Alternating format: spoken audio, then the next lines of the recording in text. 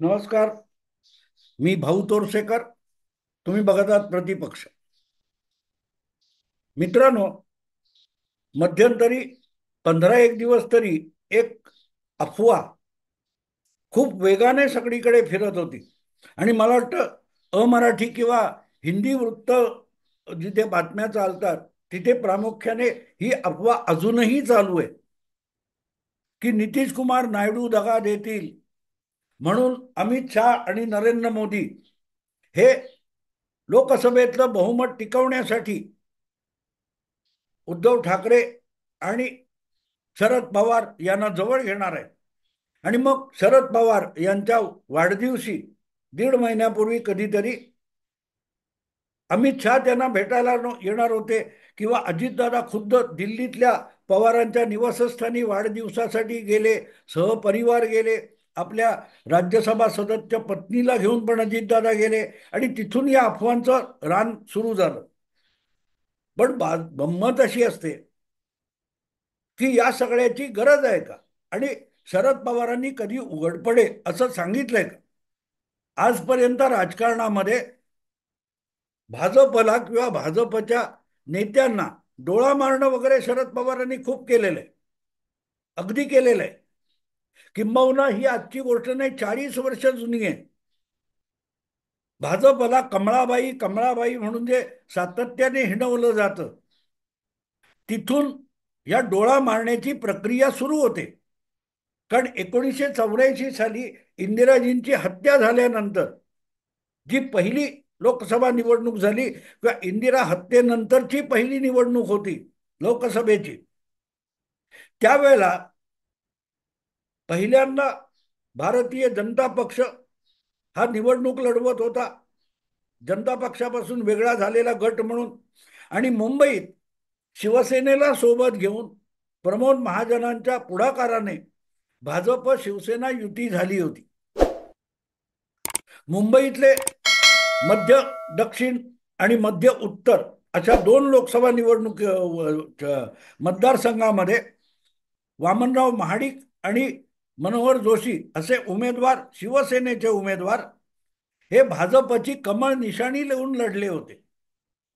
पण त्यानंतर 2-3 महिन्यांनी ज्या विधानसभा निवडणुका आल्या तोपर्यंत भाजप आणि शिवसेनेचं फिसकटलं होतं.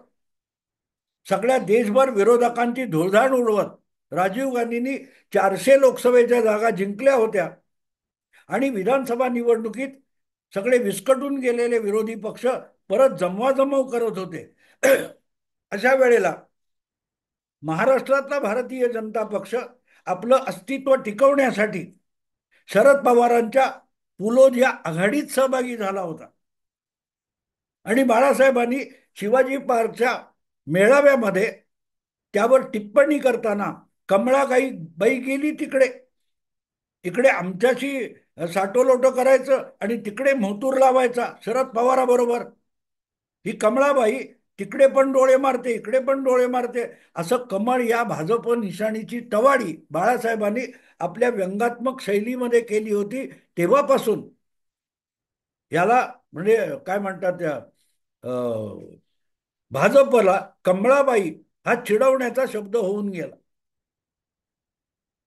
पण मुद्दा असा की तेव्हापासून भाजप आणि शरद पवार, ते कुठल्याही पक्षात असतील, त्यांच्या पक्षांची नावं बदलली असतील शरद पवारांच्या, पण शरद पवार आणि भारतीय जनता पक्ष यांची आख मिचवली आजची नाहीये, मोदी काळातली नाहीये, ती खूप आधीपासून आहे. अगदी भाजप अवघे 2 खासदार निवडून आणू शकला 40 वर्षापूर्वी, तेव्हापासून भाजप आणि शरद पवार यांची आगमिचवली चालू आहे. तर सांगायचा मुद्दा असा, असे शरद पवार कधी उघडपणे भाजप बरोबर हातमिळवणी करून राजकीय दृष्ट्या आघाडी म्हणून गेले नाहीत. पण आडोशा आडोशाने पर्दे में रहने दो जे असतं ना, त्या पद्धतीमध्ये शरद पवार भाजपशी साटोलोट करत राहिलेले आहेत. आणि म्हणूनच अमित शहा पवारांच्या वाढदिवसानिमित्त जे त्यांच्या घरी जाऊन पोहोचले अभिष्ट चिंतन करायला, तेव्हापासून पवार आणि भाजप एकत्र येणार हे लोकांनी डोक्यात घेतलं आणि परिणामी मग नितीश वगैरे जात असतील तर भाजपला पवारांचा उपयोग आहे, मग त्याच्या जोडीला उद्धव ठाकरे आणायचे, हे सगळे तर्क किंवा नॅरेटिव्ह मांडले गेले. पण शिर्डीला आलेल्या अमित शहानी त्यावर असा काही घणाघात केला की एका मिनिटात तेच शरद पवार आणि तेच उद्धव ठाकरे हे मोदींच्या जवळ जाण्यापेक्षा अमित शहाच्या नावाने शिव्या शापांचा वर्षाव करायला लागले. आणि मला असं वाटतं की शरद पवार जर भाजप विरोधी राजकारणात प्रामाणिक असतील तर त्यांनी भाजप विरोधातले जे विविध राजकीय गट असतील, आपल्या राज्यातले असतील, विविध राज्यातले असतील, इतर राज्यातले असतील, राष्ट्रीय पातळीवरचे असतील, त्यांना एकत्र करावं. पवारांची ती क्षमता आहे. राहुल गांधी जे करू शकणार नाहीत ते पवार करू शकतात. आणि म्हणून मला असं वाटतं की पवारांनी हे आपला पक्ष वेगळा वगैरे वगैरे जे काही करत खेळ पोरखेळ चालवलेले ते थांबवावेत आणि पवारांनी काँग्रेसमध्ये जावं किंवा काँग्रेस चालवायला घ्यावी. आपल्याकडे असतं ना की 8 दिवस, 8 वर्ष, 5 वर्ष, 7 वर्ष, 2 वर्ष एखादा उद्योग व्यापार चालवायला देतात, दुकान चालवायला देतात. तसं काँग्रेस नावाचं दुकान शरद पवारांनी चालवायला घ्यायला हरकत नाही. कारण काँग्रेस या पक्षाकडे आजही 15 ते 20% देशव्यापी मतं आहेत, ज्याला व्यापारी भाषेमध्ये गुडविल म्हणतात. धंदा आहे, पण धंदा चालवणारा उत्तम दुकानदार किंवा व्यापारी नाहीये आणि तिथे काँग्रेसचं नुकसान होतं. दुसरीकडे शरद पवार आहेत. शरद पवार हे राजकीय दुकान उत्तमरित्या चालवू शकतात, पण त्यांच्याकडे जे व्यापारातलं गुडविल लागतं ते नाहीये. हे दोन लोक जर काँग्रेस आणि शरद पवार एकत्र आले तर फक्त महाराष्ट्रात नव्हे, देशाच्या इतर राज्यात सुद्धा काँग्रेस प्रभावीपणे आपल्या पायावर उभी राहू शकेल. आज असं म्हटलं जातं की शरद पवार यांच्या आयुष्यातलं आता उत्तर काळ जो आहे त्यामध्ये एकमेव भवितव्य आहे, एकमेव एकमेव उद्दिष्ट आहे की आपल्या मुलीला राजकारणात प्रस्थापित करणं. या एकाच विषयाने शरद पवारांना झपाटलेलं आहे. त्यामुळे ते वेगवेगळे जे प्रयोग करतात त्या वेगवेगळ्या प्रयोगामागे त्यांचं उद्दिष्ट एकच आहे की आपल्या मुलीला एखाद्या चांगल्या राजकीय घटनात्मक पदावर आणून बसवणं आणि मग राजकारणातून संन्यास घेणं, निवृत्ती वगैरे वगैरे. आणि तिथे गल्लत झालेली आहे. ते करताना ज्यावेळेला तुम्हाला व्यापार धंदा मतलब साधायचा असतो त्यावेळेला उगाच तत्वज्ञानाचे फोडणी घालत शिळ्या कडीला ऊत आणण्यात अर्थ नसतो. स्वार्थ आहे तो स्वार्थ असतो आणि प्रत्येकाचा अर्थ. भाजपसारखा पार्टी विथ डिफरन्स आपण विचारधारा वगैरे सगळं तत्वज्ञान बोलण्यासाठी करतात, पण वेळ आली तेव्हा एकनाथ शिंदेना फोडला असेल, अजितदादांना फोडला असेल, हा व्यवहार असतो. तेव्हा व्यवहार आपल्या जागी असतो, तत्वज्ञान आपल्या जागी असतो. त्या उगाच तत्वज्ञानाची नाटकं करत शरद पवारांनी बसण्याचं कारण नाही. त्यांच्याकडे वेळ कमी आहे आणि त्यांच्यासमोर समस्या मोठी आहे, मुलीला राजकारणात प्रस्थापित करणं. मग अशा वेळेला जे उपयोगी पडतील त्यांना सोबत घ्यायचं. एकदा तुम्ही शिवसेनेबरोबर हातमिळवणी केलीत, आता तुम्ही हिंदुत्वाचा विरोध वगैरे बोलण्यात काही अर्थ उरलेला नाही. तुमची जे 4 चमचे भाट आहेत ते वगळता सगळ्यांसमोर तुमचं वस्त्रहरण शरद पवार साहेब होऊन गेलेलं आहे. उगाच आपण फुले शाहू आंबेडकर वगैरे बोलण्यात काही अर्थ नाही. सत्तेसाठी कुठल्याही वस्त्रहरणाला शरद पवार कायम सज्ज असतात. लाज लज्जा हा विषय शरद पवारांकडे नसतो. मग फुले शाहू आंबेडकर नावाचं जे काय वस्त्र आपल्या अंगावर आहे ते उतरवलं जाईल या भीतीपोटी बाजूला राहण्यात अर्थ नाही. सरळ सरळ भाजप बरोबर हात मिळवणी करावी आणि सांगावं सत्तेशिवाय आम्हाला काय करता येत नाही. अजितदादांनी केलं, आम्ही फुले शाहू आंबेडकर विचारांचे आहोत, आम्ही हिंदुत्ववादी वगैरे नाही, बटोगे तो कटोगे आम्हाला मान्य नाही. पण सत्तेशिवाय विकास होत नाही. म्हणूनच आम्ही भाजप आणि शिवसेना यांच्या युतीमध्ये सहभागी होतो, असा अत्यंत व्यवहारी आणि वाटेल कोणाला तर निर्लज्ज निर्णय अजितदादांनी घेऊन दाखवला. पण तेवढीही हिंमत शरद पवार दाखवू शकत नाहीत. ही शरद पवारांची समस्या आहे, दुसऱ्या कोणाची नाही, खुद्द शरद पवारांची समस्या आहे की आयुष्याच्या उतार वयामध्ये इतका गंभीर निर्णय घेण्याची हिंमत शरद पवार हरवून बसलेले. पण मला असं सतत वाटतं की व्यवहार बघावा आणि विचारधारा यांची सांगड घालायची असेल तर भाजपला राजकारणात रोखण्यासाठी आवश्यक आहे ते आम्ही करतो. आणि त्यासाठी आम्ही काँग्रेस पक्षाबरोबर सुद्धा पूर्ण हातमिळवणी करतो, नव्हे काँग्रेस पक्षात विलीन होतो. असा धाडसी निर्णय शरद पवार का घेत नाहीत? महाराष्ट्रात तरी फार मोठा फरक पडेल. आज महाराष्ट्राची जी दुर्दशा, महाराष्ट्र काँग्रेस पक्षाची जी दुर्दशा आहे ती आपण बघितली तर एक गोष्ट लक्षात येते की काँग्रेसकडे मतदार आहेत, पण काँग्रेसकडे त्या मतदाराची मशागत करू शकणार मशागत करू शकणारं नेतृत्व नाही. आणि शरद पवार हे तसं नेतृत्व आहे. शरद पवारांनी मनात आणलं तर शरद पवार काँग्रेस फार मोठा अगदी स्वबळावर बहुमत मिळवणारा पक्ष बनवू शकतील असा माझा अजिबात दावा नाही. पण एक निश्चित आहे, भाजपला आज सुद्धा शरद पवारांसारख्या नेतृत्वाखाली एकजूट झालेली काँग्रेस ही भारी पडू शकेल.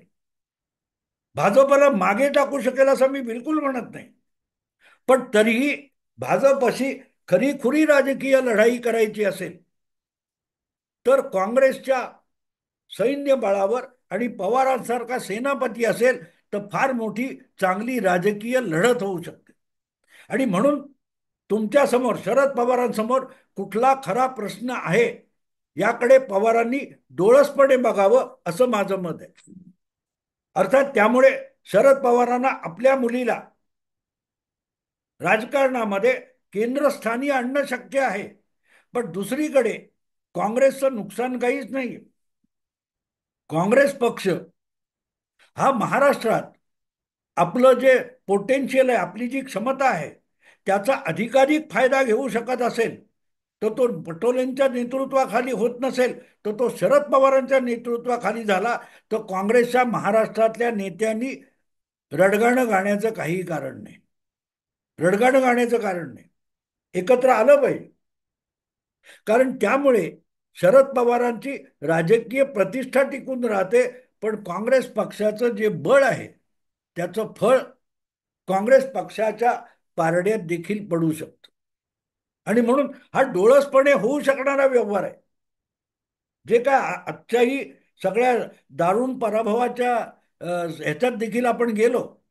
आत्ता काल परवा विधानसभा निवडणुकीमध्ये काँग्रेसचे 16 आणि शरद पवारांचे फक्त 10 आमदार निवडून आले.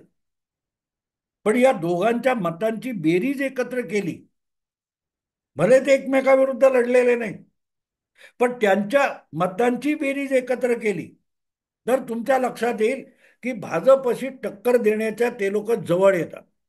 आणि उद्धव ठाकरे त्यांच्या शिवसेनेला बाजूला ठेवून या दोन काँग्रेस घटकांनी एकत्र यायचं ठरवलं तरी भाजप बरोबर थेट टक्कर देण्याची क्षमता या मूळच्या काँग्रेसच्या उरल्या सुरल्या मतदारसंख्येमध्ये आहे. मग त्याचा फायदा काँग्रेसला किती होतो याचं शरद पवारांनी चिंता करण्याची गरज नाही. आपल्याला किती फायदा, त्यांना किती फायदा, काँग्रेस वाढायला नको वगैरे वगैरे विचार शरद पवारांनी बाजूला ठेवावे. ते मुळात त्याच वंशातले आहेत, त्याच कुळातले आहेत. पण हे करताना आणि काँग्रेस नव्याने उभी करताना जर शरद पवारांच्या कन्येला महाराष्ट्राच्या राजकारणात काँग्रेस नेता म्हणून मान्यता मिळणार असेल तर शरद पवारांचं एक जीवाला डसणारं, काळजाला भिडणारं असं उद्दिष्ट आहे. त्याच्या जवळ शरद पवार जाऊन पोहोचू शकतात. आणि आणखीन एक गोष्ट लक्षात घेतली पाहिजे, मी सुप्रिया सुळे यांचा अत्यंत कडवा टीकाकार आहे. बारीक सारीक गोष्टी शोधून त्यांच्यावर मी कडाडून टीका करत असतो. पण एक गोष्ट मान्य करावी लागेल की काँग्रेस पक्षामध्ये नाना पटोले असोत, बाळासाहेब थोरात असोत किंवा वडेट्टीवार असोत, या कोणापेक्षाही काँग्रेस पक्षाला अधिक स्ट्रॉंग आणि काय म्हणतात त्याला कर्तबगार नेतृत्व देण्याची क्षमता सुप्रियाताईंमध्ये अधिक आहे. सुप्रियाताईंमध्ये अधिक आहे. ज्या पद्धतीत आज अगदी उघडा पडलेला शरद पवार गटाचा राष्ट्रवादी काँग्रेस पक्ष आहे, त्याच्यासाठी सुप्रियाताई जेवढी धावपळ करताना दिसतात, पराभवाची चित्र समोर दिसत असताना सुद्धा जेवढा आटापिटा सुप्रियाताई करताना दिसतात, तेवढं काँग्रेस पक्षातला कोणीही पटोले, तुमचे थोरात किंवा वडेट्टीवार तेवढी मेहनत करताना दिसत नाही. आपल्या मतदारसंघाच्या बाहेर पडून यापैकी किती काँग्रेस नेते पक्षाला नवी उभारी यावी म्हणून प्रयत्न करतात, नाही करताना दिसत. आणि याच्या दुसऱ्या बाजूला आपण बघितलं तर सुप्रियाताई आहेत. बारामती या मतदारसंघातून वारंवार निवडून आल्यात. पुणे जिल्ह्यातच त्यांचा काय असेल तो दबदबा आहे. पण संधी मिळेल तेव्हा तेव्हा किंवा नसलेली संधी शोधून सुप्रियाताई महाराष्ट्राच्या इतर जिल्ह्यामध्ये, इतर विभागामध्ये आपल्या पक्षाच्या कार्यकर्त्यांशी सातत्याने इंटरॅक्शन करत असतात, संवाद साधत असतात, त्यांच्या भावना समजून घेत असतात. आणि म्हणून मला असं वाटतं की शरद पवार गोटामध्ये हा जो एक महिलेच्या रूपाने राज्यव्यापी चेहरा आहे नेतृत्वाचा, आणि ज्याच्याकडे इच्छाशक्ती पण आहे, असा नेता जर काँग्रेसला लाभला तर मग हेच नाना पटोले, हेच वडेट्टीवार, हेच थोरात यांना अतिशय कल्पकतेने कुठे कसं वापरायचं याचं नियोजन शरद पवार करू शकतात. आणि सुप्रियाताईंच्या नेतृत्वाखाली काँग्रेस पक्षाला महाराष्ट्रात एक नवी उभारणी मिळू शकते. मग त्यांना उद्धव ठाकरे यांची शिवसेना असेल किंवा आणखीन कुठले पक्ष लहान मोठे असतील, त्यांच्या गयावया करत बसायला लागणार. हे हे दोन गट आहेत, काँग्रेस आणि राष्ट्रवादी शरद पवार गट. हे एकत्र आले तर त्यांची एकाकडे नेतृत्व आणि दुसऱ्याकडे मतदार किंवा जनतेचा जनभावना, ह्या दोन ताकदी एकत्र आल्या तर मग भाजपला टक्कर देणारा एक पक्ष महाराष्ट्रात उदयाला येऊ शकतो. म्हणजे आहेतच ते पक्ष, त्यांचं मर्जर होणं बाकी आहे. पण ते मर्जर भाजपसाठी एक चांगलं आव्हान होऊ शकतं. मी भाजप समर्थक आहे, मी कधीही लपवलेलं नाही. पण तरीही एका चांगल्या दणदणीत पक्षाच्या विरुद्ध यश मिळवणं हे मोठं असतं. समोरचे लुळे पांगळे आहेत आणि त्यांच्यासमोर माझा आवडता खेळाडू यशस्वी झाला तर त्यात मला आनंद होत नाही. भाजप हा अधिक चांगली टक्कर देऊन विजयी होणार असेल तर ते मला आवडेल. आज ज्या परिस्थितीमध्ये, अवस्थेमध्ये काँग्रेस किंवा उबाठा किंवा शरद पवार गटाची राष्ट्रवादी काँग्रेस आहे, ती बघितल्यानंतर भाजपने 132 जागा वगैरे मिळवल्या, याचा अभिमान त्या पक्षाच्या पदाधिकाऱ्यांनी मानावा. पण भाजप समर्थक म्हणून मला त्याचा आनंद अजिबात होत नाही. ठीक आहे, सत्ता टिकली वगैरे ठीक आहे, पण तरीही जितका सामर्थ्यशाली तुमचा प्रतिस्पर्धी असतो, जितका तुल्यबळ तुमचा शत्रू असतो, तेवढा तुमचा विजय अधिक झणझण काय तो दैदिप्यमान आणि झगमगीत असतो. मला असं वाटतं की शरद पवारांनी त्यासाठी पुढे आलं पाहिजे. आणि हे अर्थातच काँग्रेस किंवा शरद पवार यांच्या राजकारणापुरतं मी बोलत नाहीये. महाराष्ट्राच्या राजकारणामध्ये आज जे काय 5-6 पक्ष होऊन बसलेले आहेत, या पक्षांची संख्या घटवणं आणि त्यामुळे होणाऱ्या निवडणुका किंवा राजकीय लढती या अधिक प्रभावशाली आणि जनतेला उत्तम पर्याय देणाऱ्या असल्या पाहिजेत. हा पक्ष नाही तर तो पक्ष निवडू आम्ही. आणि मग मतदाराचं राज्य, मतदाराचा दबदबा सुरू होतो. सत्तेत बसलेला कोणीही कितीही आमदार संख्येने बसलेला असो, त्याच्या मनात मतदार आपला कौल बदलू शकतो ही भीती असली पाहिजे. सतत लोकसभेच्या 7ही जागा दिल्लीच्या जिंकणारा भाजप दिल्लीच्या विधानसभेमध्ये, छोट्या विधानसभेमध्ये आम आदमी पार्टीला टक्कर देऊ शकत नाही. ही मतदाराची ताकद आहे. तो एकाच वेळेला देशाच्या पंतप्रधानाला दाखवतो, तू आम्हाला पंतप्रधान म्हणून हवा असलास तरी तुझ्या वरच्या प्रेमापोटी आम्ही राज्यात दिल्लीमध्ये तुझ्या पक्षाचा कोणालाही मुख्यमंत्री म्हणून स्वीकारणार नाही. याला मी मतदाराचा दबदबा म्हणतो.